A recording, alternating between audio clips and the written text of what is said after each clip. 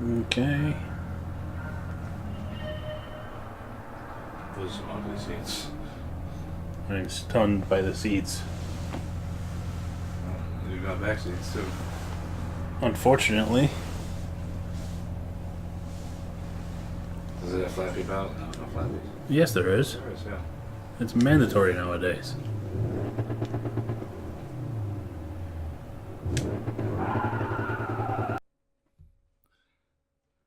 So, recently the nameless driver and I decided to rent the new Gran Turismo game to give our first impressions to the channel.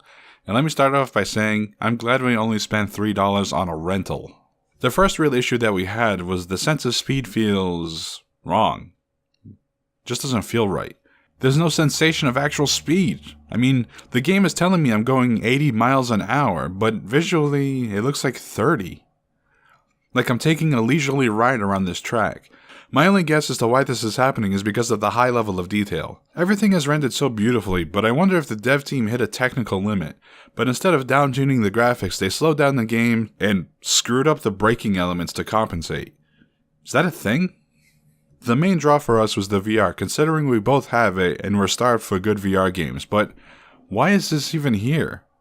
The game gives you two options: drive against one other car or pick a car and walk around it. Let's talk about the VR driving for a second. If you want a good, fun VR experience, get Drive Club VR instead. GT just does it all wrong. You pick a track, you pick a car, and then you have 3 seconds to get acclimated to the car, and then you're off and driving, which normally isn't a bad thing for a not VR game. But sometimes I just want to take a minute and look inside the car, maybe adjust the camera angle a little bit better. You know, something Drive Club lets you do. What if I wanted to take a minute and just look around inside of the car? You going to make me throw the race to do that? But the second VR mode is showroom. Surely I can sit in the car and look around it too, right? Nope, literal showroom. You can't sit inside the car and look around. You can't pop the hood or open the doors of the trunk or start the engine and listen to the engine. It's just sort of sitting there like, duh. Oh, but I could turn on the lights. Good. Well, I mean, it's not like they didn't develop the interior and they just blacked out the windows and this is just VR, like they didn't have the resources to do it. They did the work. It's all there. The interior is there. It's in very good detail. It's just it's like you said, you had to throw a race to experience the inside of the car.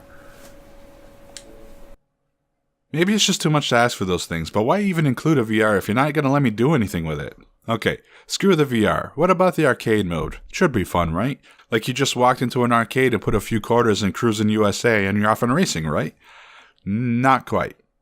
The simulation elements seem to almost intrude in the arcade. Like the nameless driver said, I shouldn't have to worry about tire compounds and gear ratios in an arcade game. It's arcade mode, right? Shouldn't everything just be set? It should. It definitely should. Should be able to pick a car and drive. Fun stuff. I mean, I've been messing with cars for years, and I know more or less what does what. Somebody who just wants to enjoy a racing game shouldn't have to learn about tread compounds and gear ratios and brake bias and all of that stuff. Stability control and traction control and know what to do with that. In arcade mode.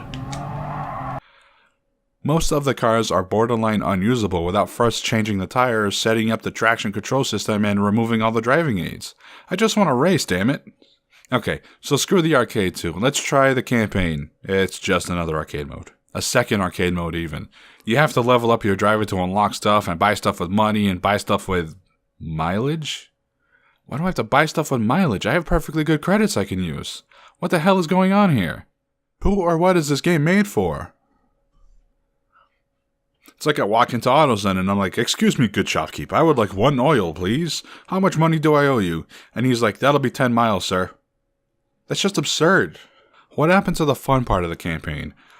Where the game starts you off with a very limited amount of credits, so you have to choose between buying a beat-up old used car, that usually needs an oil change by the way, or a new car, but you can't do any work to it because you're just flat out broke.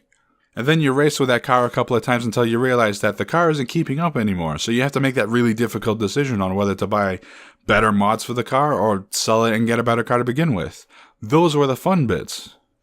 Now the game is just tailored for leaderboards and advertisements, which is fine, I guess, but you alienated everyone else and removed the only unique game aspect you actually had.